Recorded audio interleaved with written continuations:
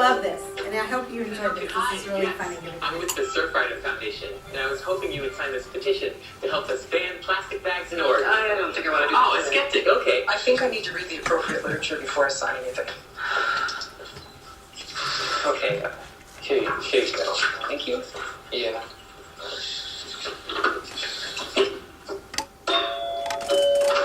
Hi, how are you? I'm Stanger. Hi, I'm Chris. How are you? That's our son, Alex. You just spoke to him. Excellent. Could you just explain, help us to understand why you would shut the door on our son? I'm the type that I have to read it first, have it right in my brain, and then I'll decide. Yeah, but he's the type, and we're the type that needs instant answers. That's unfortunate. It's actually fortunate because that's the way that a person learns. You know what? Let's try it again. Let's try it again. For Alex's sake. Alex. Okay. Nice to see you. And what was the name of your organization? The Surfrider Foundation. All right, son, you did. That sounds convincing It's to me. so good. Yeah, have you read the literature, though, that you're... Hey, listen. Literature is one of those things that everyone knows. Listen, you're going to be fine as long as you know this kid's a good guy. I'm sure he is. And, you know, just sign a damn thing or Close the door. You're nice. Thank you. Can I help you? Hi. I'm from the Surfrider Foundation. My name is Alex. My name is Alex. And I was hoping you would sign this petition to help us ban plastic bags in Oregon. Tell me more. Just making sure you're smiling at him. Tell me more. They cause pelican cancer. They don't cause pelican cancer. Who knows? Does it say it in there? They do. Can you show me? Shrug. And That means what? That means it's for you to decide.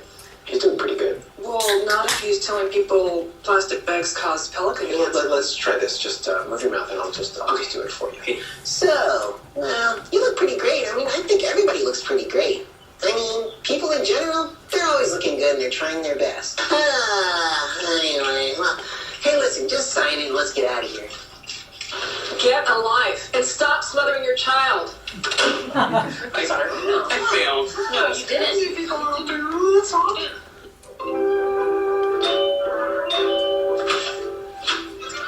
Hi, I understand that my son and his wife are here because you wouldn't sign my grandson's petition. And I was just wondering why you won't sign the petition. I feel like I did a good job if they can't convince you. They did a good job, didn't they?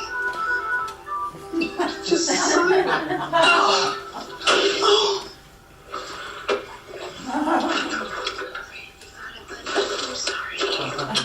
Oh my God. I think we should go to ice cream. Ice cream. Ice cream. Ice cream. Ice cream. Ice cream. Ice cream. Ice cream. Ice cream. Pistachio. Oh my God. Okay. That's funny. So, That's fantastic. Okay. Stopping.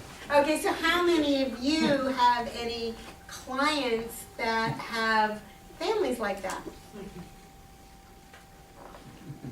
Huh? All of them. All of them? All of them recently? So if you want to put that up. So all of them. So one of the things we know is that, and I love that little video because I don't know how many of you, when you work with your clients, automatically do a family map or genogram on the first visit.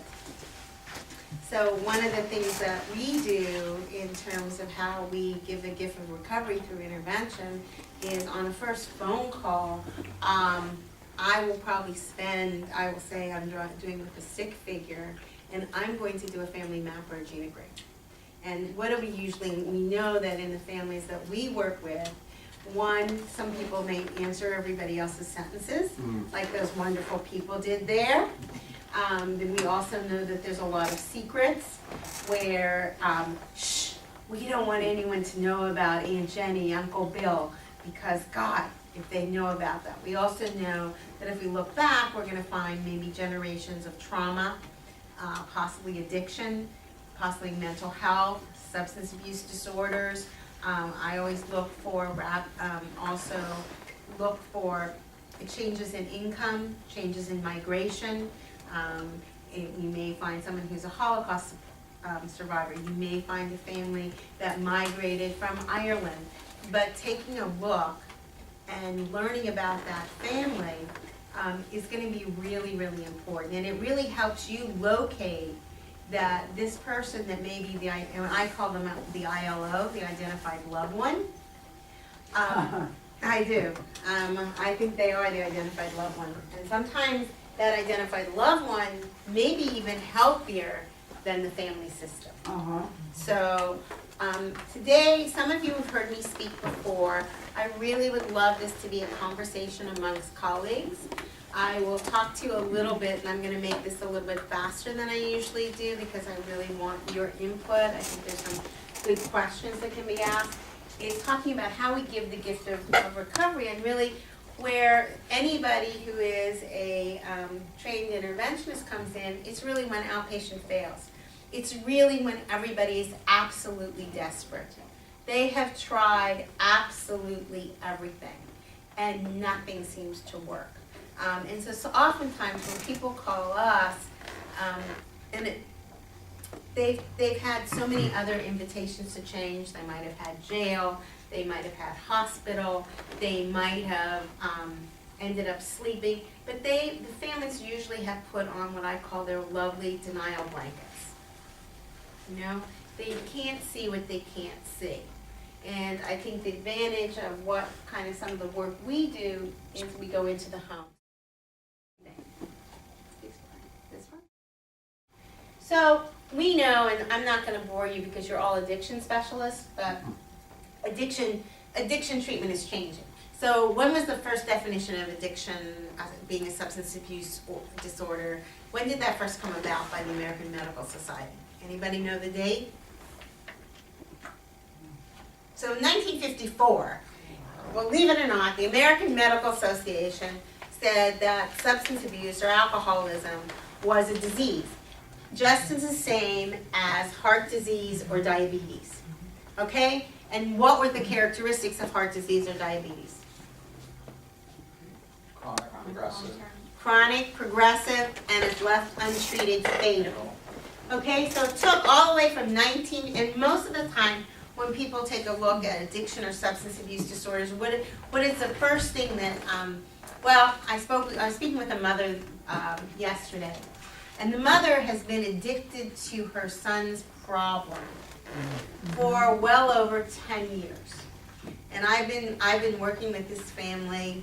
I've been working with this family for just under about a year now. And by the time they reached me, they had already spent over $300,000 on treatment. And I was doing some family coaching with them. And it was really a blessing to be able to meet them. And finally, after working with them, and I said, you know what? Finally, you're addicted in the same way your loved one is addicted, but you're addicted to the problem. You're not in the solution. So I presented a radical idea to her. I said, you know what? You've been going to Al-Anon now a year. I'd like you to go to open AA meeting. She said, what? Oh, I can't do that. And I went, why not? We do this over the phone a lot. And she goes, I never, ever, ever, ever could do that.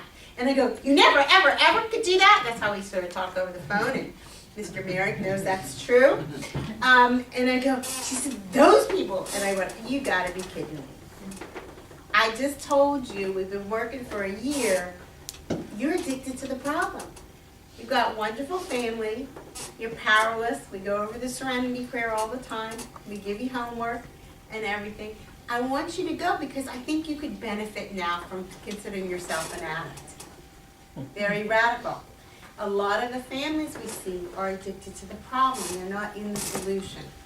And when we go in to make that movement, whether you are seeing someone individually in an inpatient program, an outpatient program, you really are generating, it's like if I had a pond and I threw a penny in and watched that ripple go around, if we don't generate that rapid change in all those systems, I think that your identified loved one or identified patient, identified client, or however you call them, is not going to stand a chance without changing people, places, things where they are.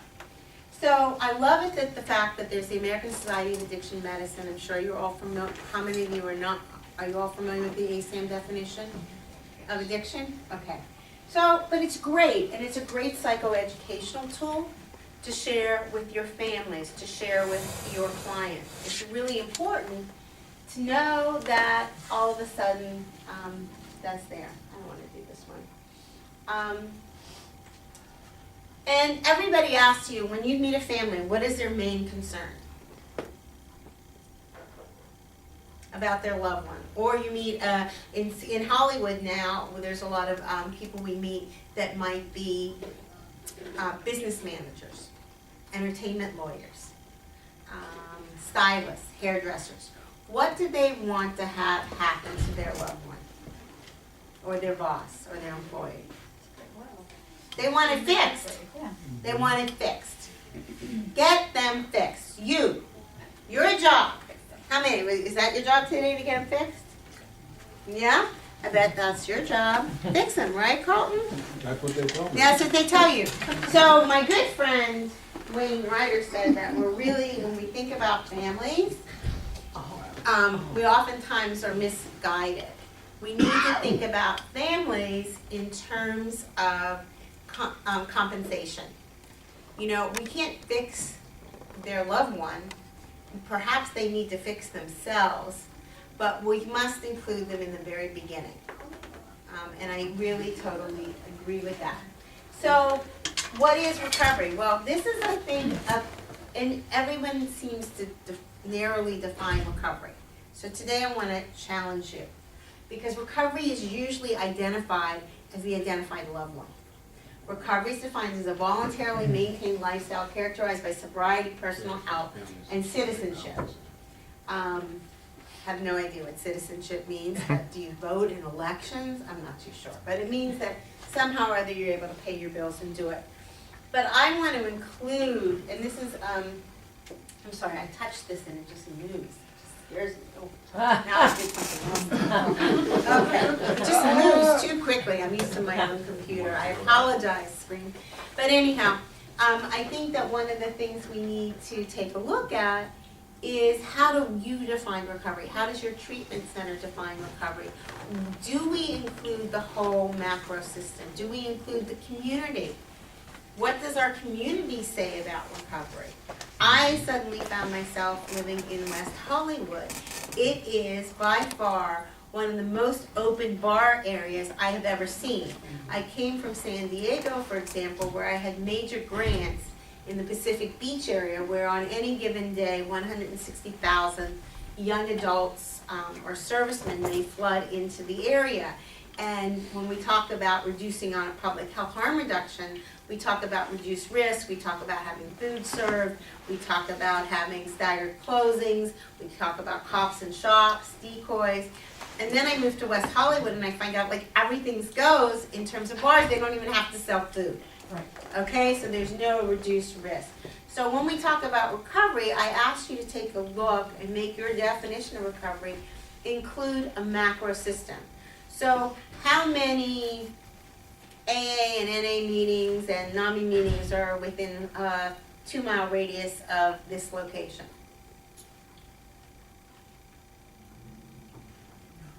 Not 2 miles.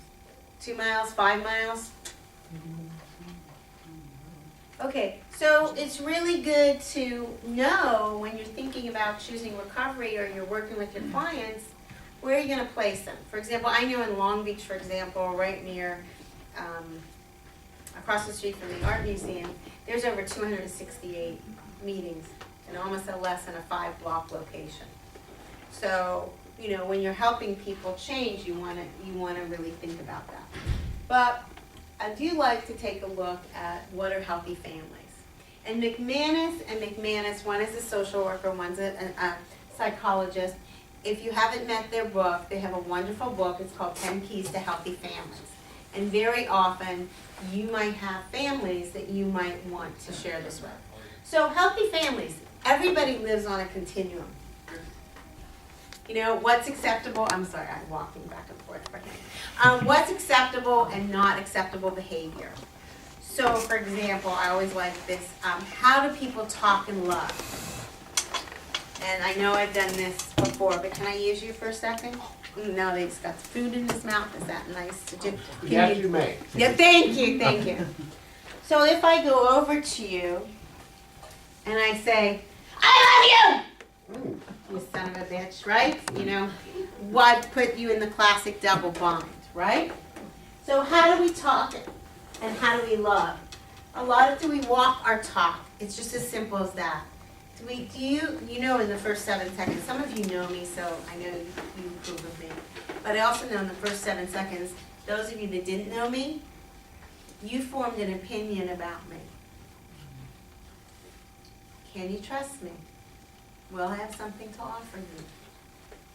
That's evidence-based. It far supersedes anything. And can I work with you? Will you open your heart to me?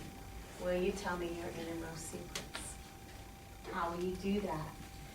How do families or how do individuals adapt to change? Sometimes people adapt to change that you won't believe. I'm going to change some of the things, but I am going to give you Jeffrey and I oftentimes team together, and the other day we were in a house. And there wasn't an elephant in the middle of the living room.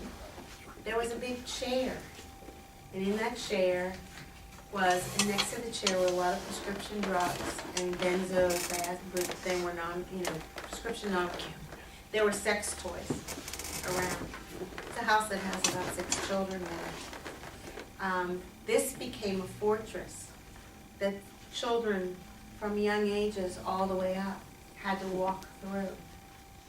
The person living in this chair had lived in this chair for almost 8 months. Ruling, holding hostage the whole family. Adapting to change. That family made that a normative behavior.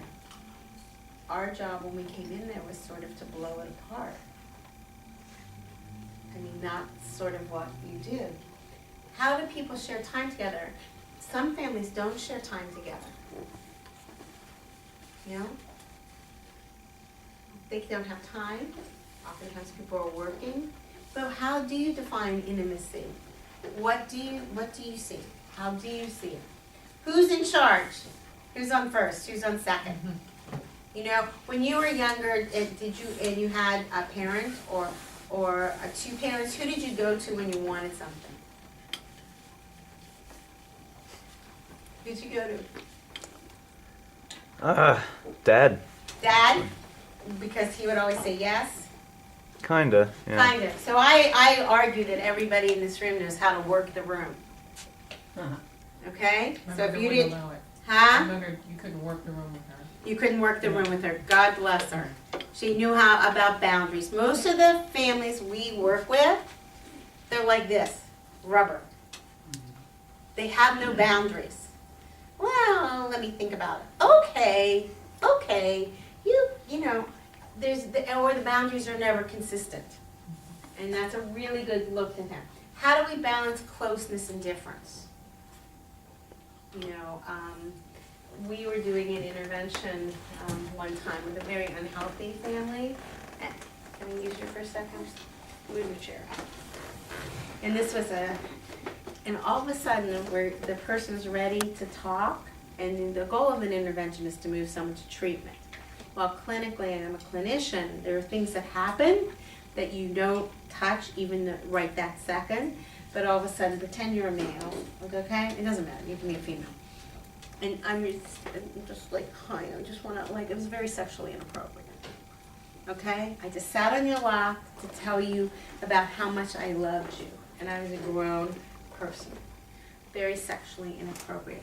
There was no boundary between them. And one wondered in my brain, is there incest?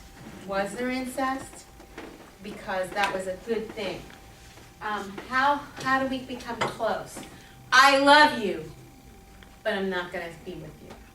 What happens there? What is accepting difference? How much difference is accepted? How much difference is tolerated in a family? Or, you know, if we were in San Francisco right now, I love Goldman. You all know who Goldman is, right? Who's Goldman? He's the gold statue guy for you. Yeah, and he just walks around, he's in Union Square, and he has a great old time. But if I walked in all tonight with Gold LeMay, you'd have thought, what is this nutcase doing in the middle of Culver City? So, but if I was in the middle of WeHo, I think it'd be okay. Right. Okay? Especially when it's Fun Day Sunday. Yes. It would not be seen as deviant.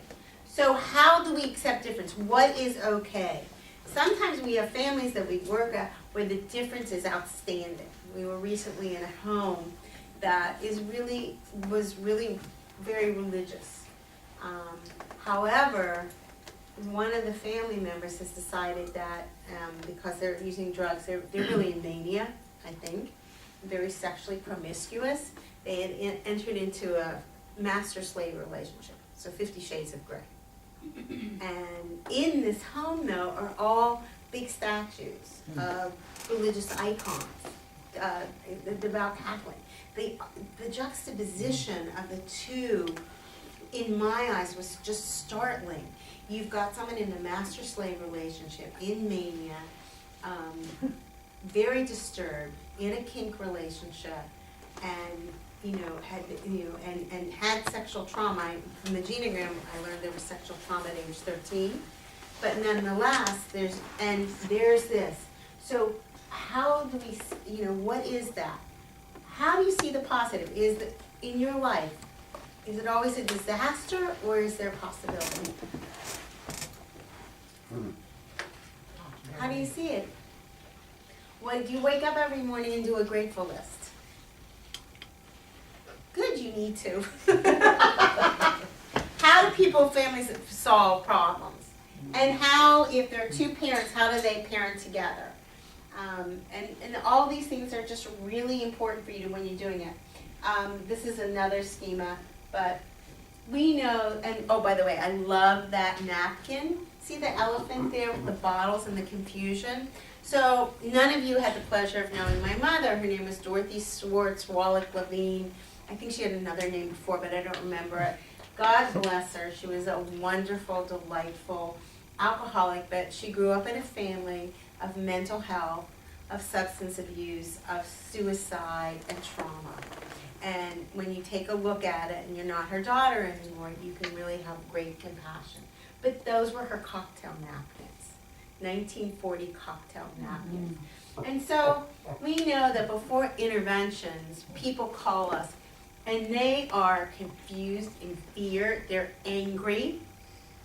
Well, you've got to help me. But what am I helping you about? This is, and how much can we uncover? So people call us when they're sort of stymied. Outpatient programs call us when they no longer know what to do. So they're usually very complex things. We find out the families or the entertainment lawyer or the entertainment manager, they need their star to go on. That show must go on.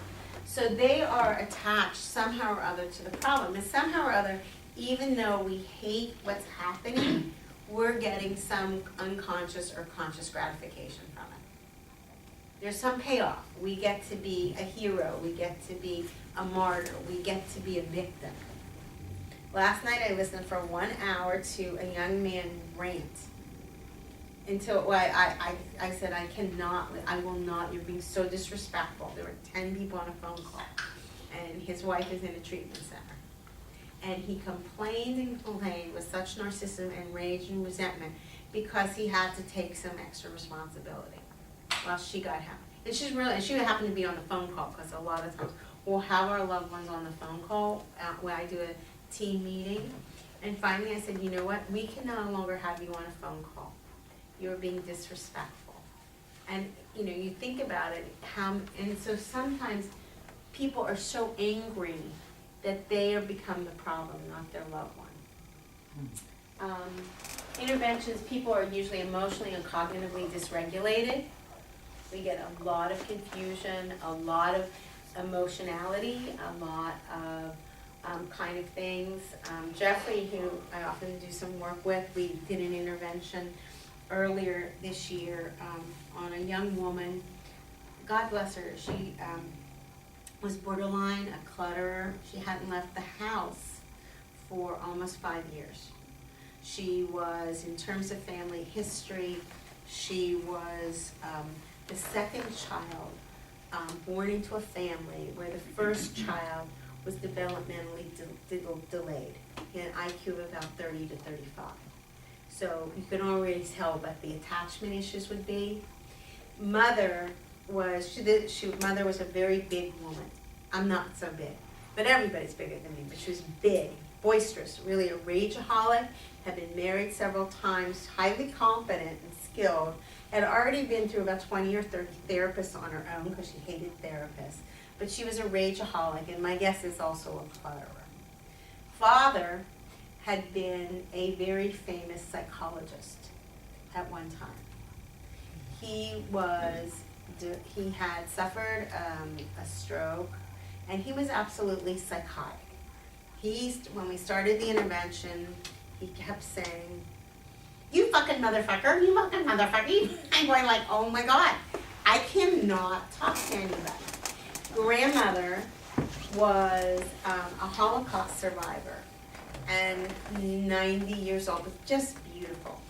An uncle who was present, handsome guy, sort of a stockbroker kind of guy, he said to me, "I just love to marry borderlines." And I'm going, okay, and our job was to help this young woman who had not left her house. And you see where my Diet Coke is? Picture for 3 days, a rumpled, crumpled Pepperidge Farm cookie bag, just right in the middle. Picture that room full of clutter, hoarding.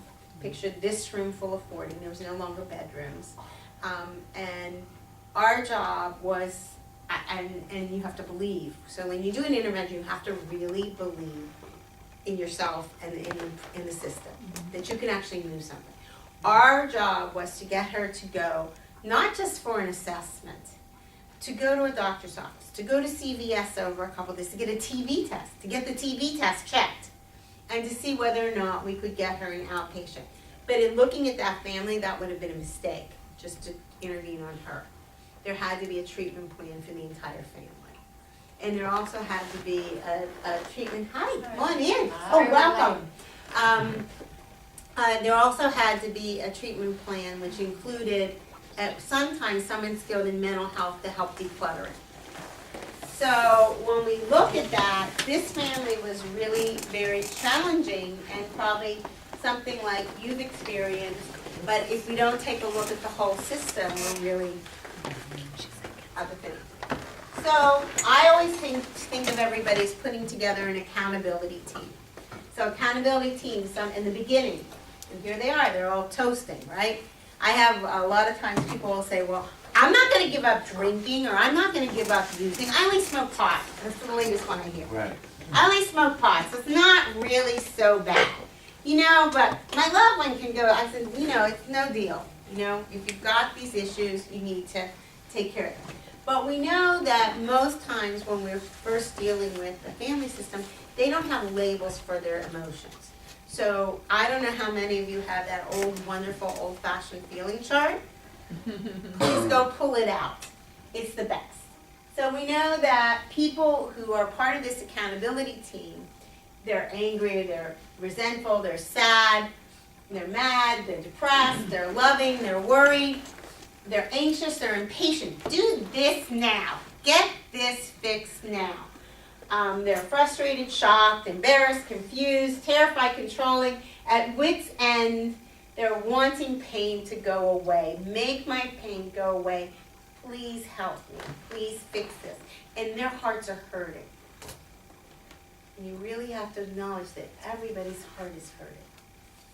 Because this is a disease that when you intervene with your heart. And if you don't touch the heart, I don't think you can do this work. So, interventions, they always include everybody. And you see in this model, there are different models, but participants are experts. They're knowledgeable.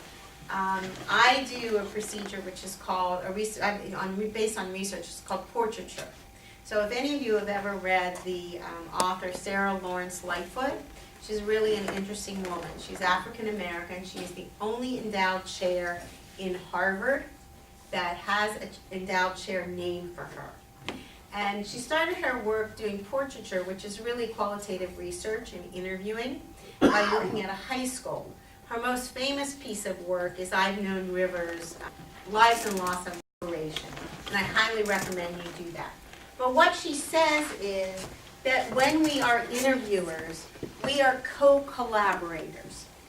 And what I do is when I get together an accountability team, I will interview, someone will say to me, who are the most important people to your loved one? And they're going to say A, B, C, D, and E, and then so they're invariably going to say, well, I think Charlie might be okay, but he's not okay. And I'll say, well, let's interview Charlie too. Because invariably the person they leave out is the main character who interviewed. And I'll ask them and I'll say, please have them all call me separately. And we speak separately. And I ask the same questions to everybody. And we have a dialogue. And what happens is I get a portrait of this person, which is based on a retrospective analysis. Because what the first caller may tell me may be very small to what the second, third, and fourth do. And you never get what we call a saturation of data. So the questions really are, tell me how much you love this person. Tell me something special about them. What makes them important in your life? What has happened in the last 6 months or a year that really has you concerned and worried about your loved one, about your friend, about your employer, about your star? And you really are going to get some very concrete examples. Oh, it's not that they made me mad. It's last week when they took the car and they were loaded and they wrapped it around a tree. Or when they left the children unattended. Or when the kids couldn't get picked up at school because the teacher called. You know, you get very, very precise, rich data this way. And then you go, what is your fears? And they'll never say yes. They'll never say yes. They'll always say no. And what are your hopes? Your hopes are that they might get help. And what are your hopes for yourself? Because these people are really wounded that you talk to when you're doing this. The people who are participants in an intervention are very wounded. Yeah. They're hurting. Their hearts are hurting. And they're doing things that sometimes don't make any sense. And just because you might meet someone who may say that I've been in Al-Anon for a year or so, I understand, please do not take that on face value. We have had families who are active in Al-Anon and they don't know anything. They hear, because Al-Anon is great to be bridged to, it's still a self-help group. And I have a wonderful presentation I sometimes do on the Clinician's Guide to 12 Step, how you integrate that. But I mean, recently we had a family and they've been going to Al-Anon, which is a godsend for them.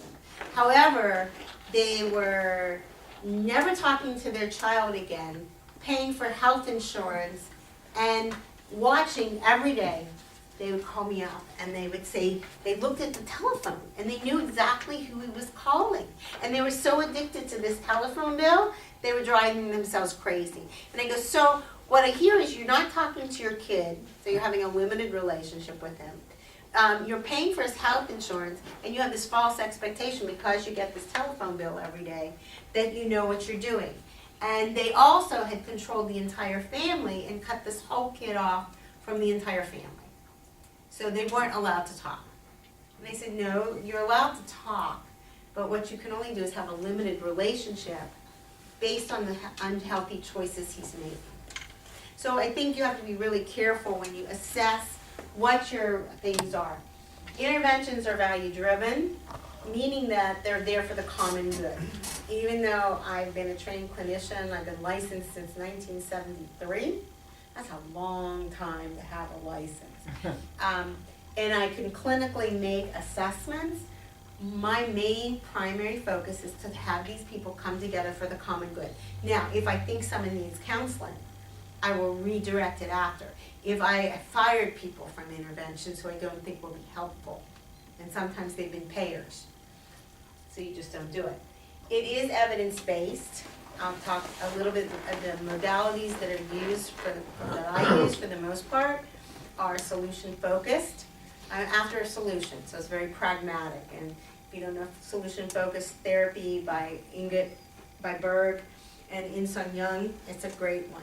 Motivational interviewing, I'm a trained MIND trainer of trainers. Motivational interviewing in and of itself will never get you to a yes, but it will get you to roll with resistance very well. You're giving cognitive behavioral because you're giving people homework assignments. You're doing that. You are using a little bit of DBT because everybody's emotionally dysregulated and you're trying to get sort of the emotions there and there. So there's a lot of things. And you're looking for a solution. The solution is you want to help the whole family get help. If you're working, and I really feel strongly that an interventionist's job is not just to get someone to drop them off at a treatment center. I don't think that's the job. At least that's not the way I define it. Interventions are merely invitations to change, and every day in your offices you invite people all the time to change. Who did you invite to change today?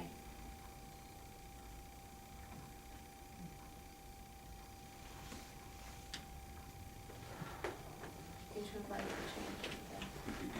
Invite anyone to change? Look at an option, explore a possibility. Yeah. There's a lot of different models. I don't know how familiar are you with all the models that are out there? Are you all familiar? I don't want to give you information that you already have. So the way interventions first started was with a gentleman named Vern Johnson. And we know that Minnesota was known as the home of 10,000 lakes and 10,000 treatment centers. And Vern Johnson was a physician. And he did a lot of work in hospitals and is really considered the classic model, which is a surprise model.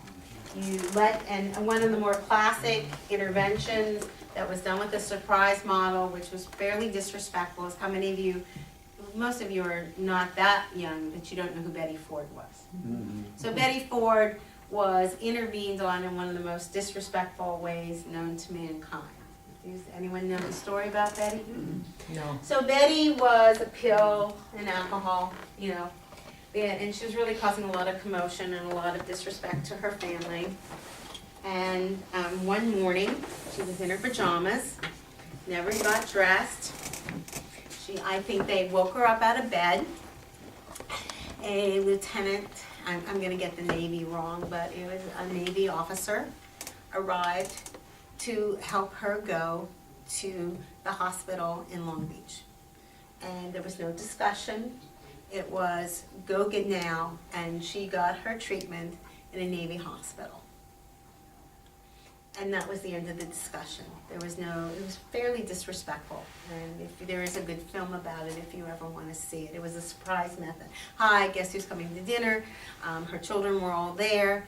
And she felt a lot of shame-based. So part of the reason that Betty Ford was founded is she wanted a place for women. She wanted a place that could be respectful. That being said, the surprise method was how everybody was taught. I first learned about interventions to give you a classic thing. When Betty Ford was being started, Hazleton was really considered kingpin of the treatment industry. And it's interesting now that they've now merged together. Mm-hmm. But what was happening is everybody said, go west, young man. And Betty Ford was being founded by people who worked at Hazleton. I'm from San Diego, and there was a hospital called Scripps McDonald, mm-hmm. which in the day was really a kingpin of it. And they had their staff was being staffed again by that. Well, my job as a university professor, and I apologize for all these many years for the paucity of education in substance abuse that is given in every graduate school across the country. You get one course. I was given the distinction of developing the first substance abuse class for the School of Social Work at San Diego State. And about that time, in terms of eating disorder, there was a wonderful man named Ed Lacey, who some of you may still know, who was then head of Rader. And he brought to my class one day a really, think of Carlton, a very tall, strapping, charismatic gentleman. And his name was Frank Picard. And Frank had been the director of what we now know as Springbrook.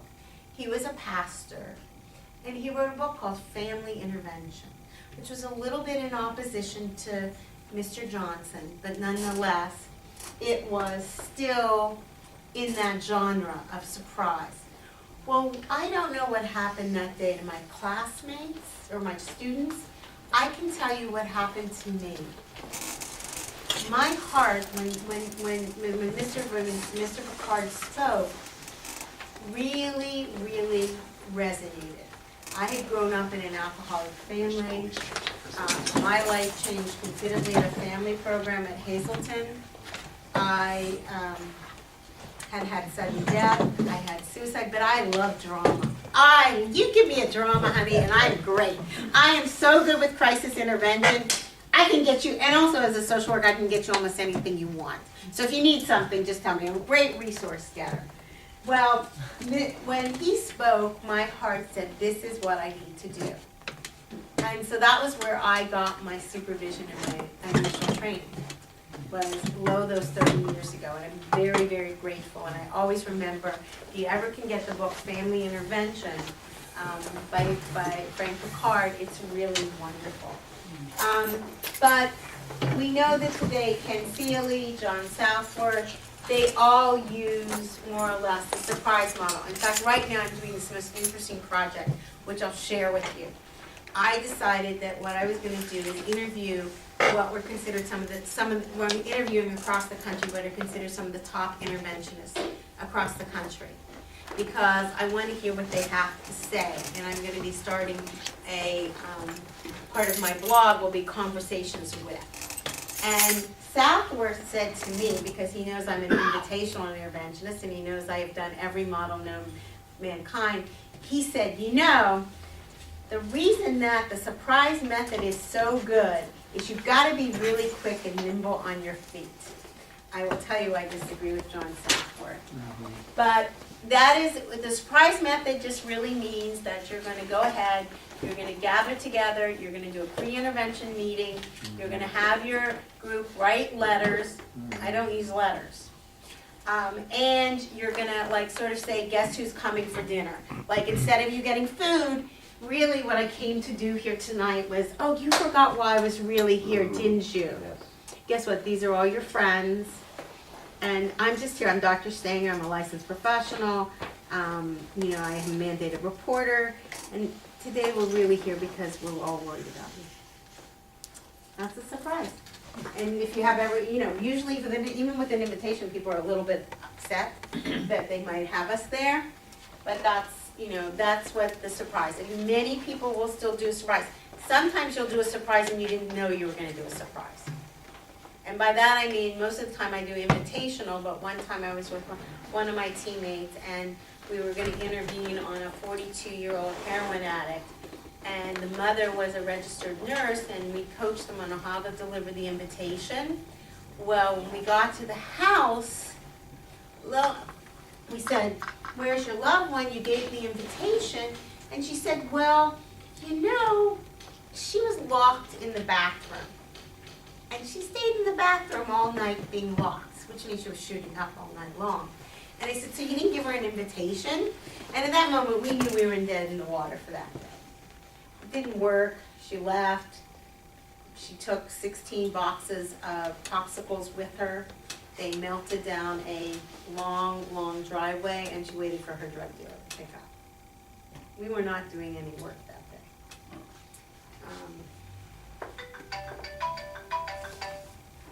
So in the invitational models, there's a systemic model. So if you ever have heard of Wayne Rader, that model requires families to go away for a whole weekend. And they're prepped for a whole weekend. In order to do that, it's a 2.5-day whole training for a family. Sometimes that's really difficult for families to do. It's really interesting, and it would only appeal to anybody that was really highly sort of like weekend focused, or they were used to going away. But it's a very highly specialized kind of thing. If you include that in your treatment session, you will. The ARISE model, which is a combination of systems theory, family theory, was developed by a woman by the name of Judith Landau and James Garret.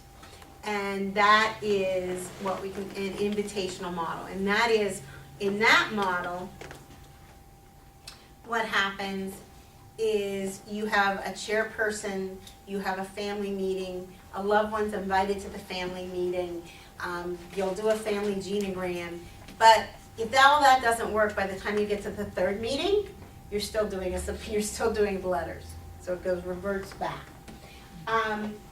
Lamm has a model as well, which is it is invitational. You won't use letters, but all of you who are interested, it's really good to see. I maintain that. Well, actually, I don't maintain it's a model, so that's a little bit wrong. I maintain that interventions are a process. And that it doesn't matter who you say you are or what model you use, because if you don't make a process, how many of you are therapists in this room? Okay, so how many different theories have you been trained in? Many. And if I asked you, what are you? Then everyone says eclectic. You're eclectic because in the end, you've got to use and be nimble on your feet and do what you can do best. And that's the same with an interventionist. You may think that you're doing this and you may think that you're doing that, but if you're not nimble in the middle of this kind of thing, you're not going to work. So I consider interventions to be a process, not a model.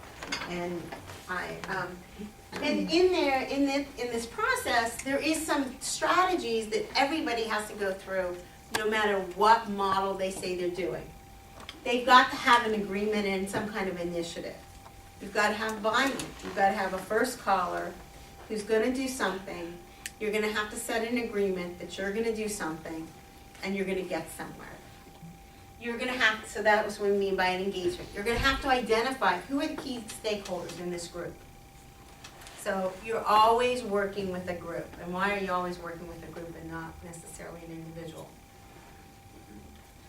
Get everyone on board at the same time in the same place. Well, Because everybody's part of the problem. it's part of the problem. And if you just want one-on-one, because most of the time you're going to hear everyone in the group tell you, well, you know, I talked to George about his drinking. And you know what? I told her that she wasn't allowed to stay out all night.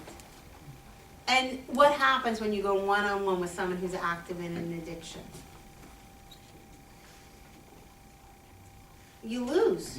You lose. You'll be crazy. You'll go, oh my God, why are they doing this? I told them not to do this. I've said, if you don't have group consensus and you don't have group boundaries and you don't develop a group strategy.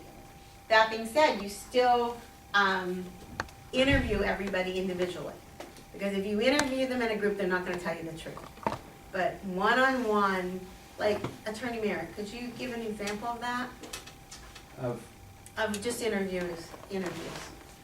Like what's the Well, beauty one of common dynamic that you and I've experienced a lot is that there'll be a family spokesman that will be completely off about the person who's going to move the identified loved one to change. So you're like, you can't invite Dorothy, and Dorothy's the one that's going to be outside the family system and be able to reach the client. So getting them all coordinated in terms of being united on those decisions, and then interviewing to get a better idea of what the problem is.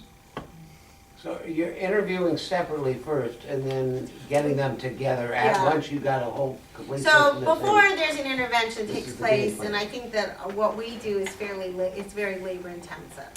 So there'll be a first call. I will do a genogram, a family map with whoever the first caller is, and then we will interview key stakeholders. Each interview will take maybe 20, at the short end of the stick is 20 minutes long, and that's very short and probably not, but most of them are pretty robust. They'll take over an hour.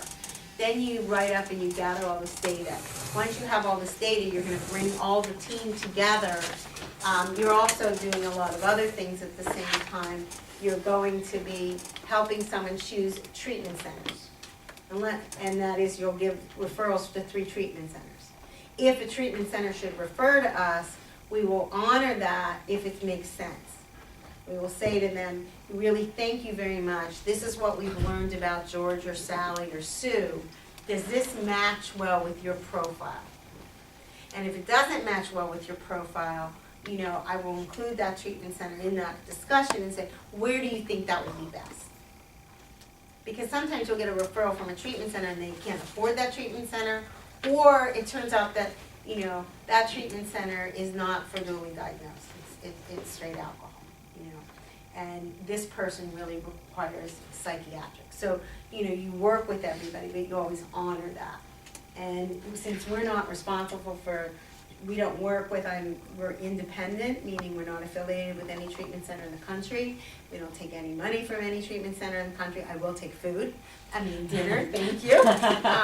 But, we're not, we have to do that. And then we always go, in a perfect world, if this was my family member, and given the resources you have, it's arrogant, and I know that most of the world does them.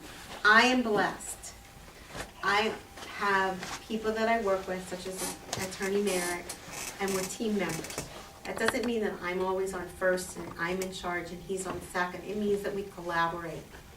Oftentimes, with that wonderful case I was telling you about, with the young woman who was a clutter, and the father that was so dysfunctional, can you tell them what we ended up having to do? Well, we had to talk to them separately, because everyone would scatter. Mm-hmm. And everyone was so used to ignoring this man because he was really delusional and angry. Just no one talked to him. And he was so sweet, and really he was a savant, because he could see the truth. Mm-hmm. So Jeffrey spent the entire day speaking with him while I spoke with the young girl. And the rest of them, I just let them scatter because they weren't helpful. And you could not do that unless you had two people. You cannot do the kind of work with the young man I just talked to you about, that 5 of us went to see him in his evicted apartment because he wouldn't accept our invitation. The other team members stayed behind to talk with the 6 other family members who were hysterical at that moment in time. You have situations where people might say, I'm going to kill myself. You're going to be on the phone calling 911. Your partner, your teammate is going to be there helping navigate through this emotional dysregulation. These are, I've never had my own office. I've had a university office, but I've always had consent form will travel. And maybe it's because when I was very young, I graduated from Pitt. I went to work for Allegheny County Department of Public Welfare, and was the only white worker in a black area. I was raised by a black woman, and when Martin Luther King was shot. And someone told me that the only way you got real information is if you went to people's homes.